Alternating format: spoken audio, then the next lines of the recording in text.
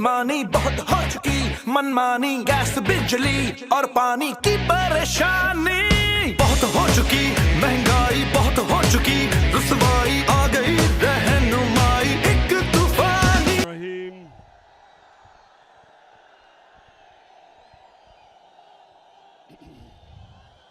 इय्याका नअबुदु व इय्याका नस्तईन।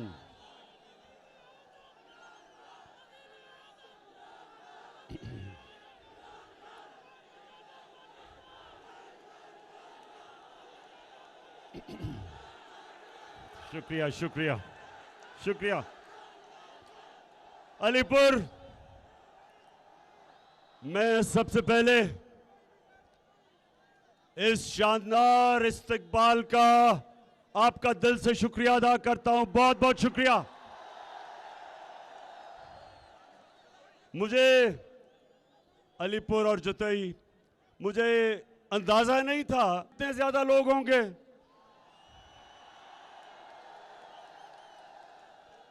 और मुझे इस चीज का भी अंदाजा नहीं था कि आप कई घंटे से यहां इंतजार कर रहे हैं। मुझे तो यह बताया गया था कि 8:30 बजे जलसा होगा, तो पता चला कि बड़ी देर से आप यहां खड़े हैं। तो मैं माजरत भी चाहता हूं कि इतनी गर्मी में और हब्स में आप इतनी देर खड़े रहे हैं। मैं आपसे माजरत चाहता हूं। अच्छा, अब मेरे दो चीते खड़े हुए हैं जिन्होंने इंशाल्लाह ये इलेक्शन जीतनी है।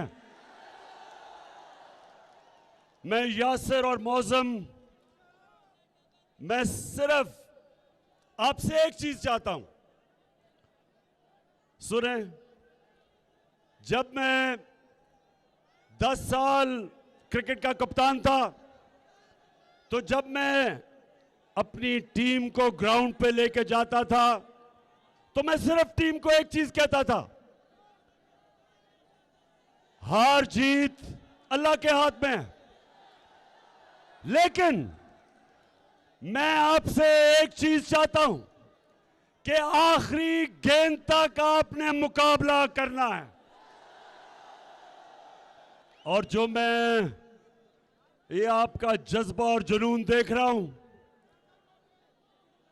26 साल से छोटे थोड़े से लोगों से अल्लाह के करम से पाकिस्तान की सबसे बड़ी पार्टी बनाई, तो मैंने एक चीज देखी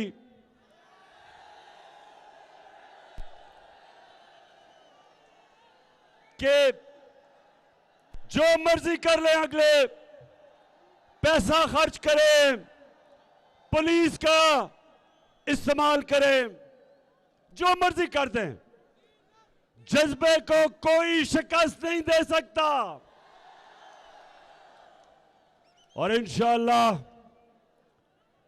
ये जो मैं आप सबसे चाह रहा हूं, मैं मौजम और यासिर आपके अलावा मैं चाहता हूं कि आप और आपकी टीमें हर दरवाजे पे पहुंचे, डोर टू डोर जाएं और एक पैगाम दें सबको कि ये इलेक्शन नहीं हो रही, ये इलेक्शन नहीं है, ये पाकिस्तान की हकीकी आजादी की जंग है,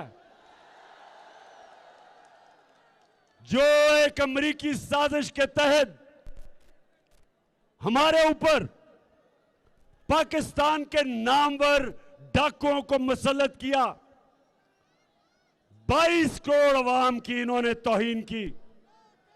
अपने मुल्क में अमेरिका एक जमानत पे कोई भी शख्स हो, उसको वो चपरासी भी नहीं बनने देता।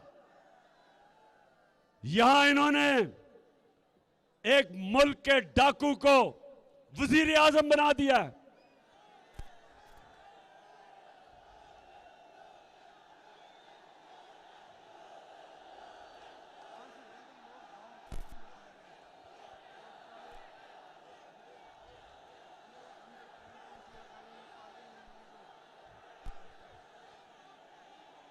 और उसके बेटे को वजीर आला हमजा कुकड़ी को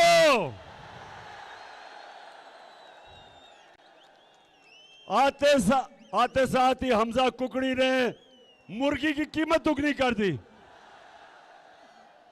और अंडों को 36% उनकी कीमत बढ़ा दी। तो मेरे अलीपुर जतोई के लोगों, मेरे शहरियों, मेरे बाशऊर और दलेर शहरियों, ये जंग आपकी है। आपने हर घर जाना है, आपने लोगों को जगाना है कि अगर हमने इन चोरों को शिकस्त ना दी और खास तौर पे इन लोटों को, अलीपुर आपने जब, और मैं खास तौर पे नौजवान आपके ही जिम्मेदारी लगा रहा हूं, बच्चों की जिम्मेदारी लगा रहा हूं और अपनी बहनों की जिम्मेदारी लगा रहा हूं। जितनी मेरी यहां आज तादाद में बहनें आई, आपको भी हम सलाम करते हैं। आपने लोगों को जगाना है, बेदार करना है कि ये लोग, अगर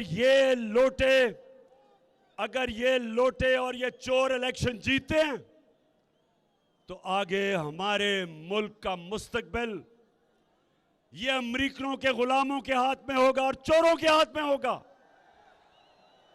इसलिए मैं आज इतनी दूर आपके पास सिर्फ एक वजह से आया हूं कि आपने इसको जहाद समझना है। अपने मुल्क की हकीकी आजादी की जो जंग है वो जहाद है, ये पॉलिटिक्स नहीं है। तो आप सब ने तैयारी करनी है और मुझे पता है कि ये जो शरीफ खानदान है, इन्होंने जिंदगी में ईमानदारी से कोई चीज नहीं की। इनकी पॉलिटिक्स वो 2 नंबर, इनकी बिजनेस 2 नंबर। इलेक्शंस ये अंपायर साथ मिला के लड़ते हैं। और जब ये नवाज शरीफ क्रिकेट खेलता था, अपने अंपायर खड़े करके खेलता था, क्यों? ये 2 नंबर लोग हैं। और दूसरी तरफ आसिफ जरदारी,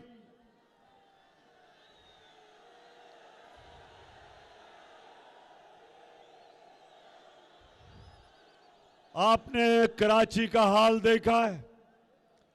कराची को कहते थे रोशनियों का शहर।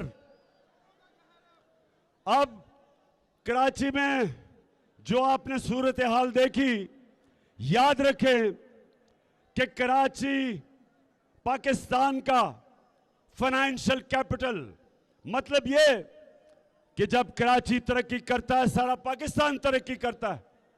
आज उसके हालात देखें, क्योंकि जो पैसे 14 साल ये जरदारी बैठा रहा है सिंध में, जो पैसे सिंध की गवर्नमेंट को कराची में लगाने थे, वो पैसा चोरी करके ये मुल्क से बाहर भेजता रहा है।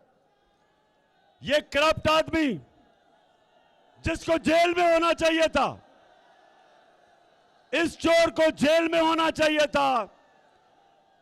ना जाने कौन सी कुव्वतें हैं इस मुल्क में कि मुल्क का दूसरा बड़ा डाकू, सबसे बड़ा डाकू नवाज शरीफ, दूसरा बड़ा डाकू जरदारी, कि कौन सी कुव्वतें हैं इस मुल्क में जिनका एहतसाब नहीं होने देती और ये बार बार आके मुल्क का खून चूसते हैं। और कराची आपके सामने मिसाल है।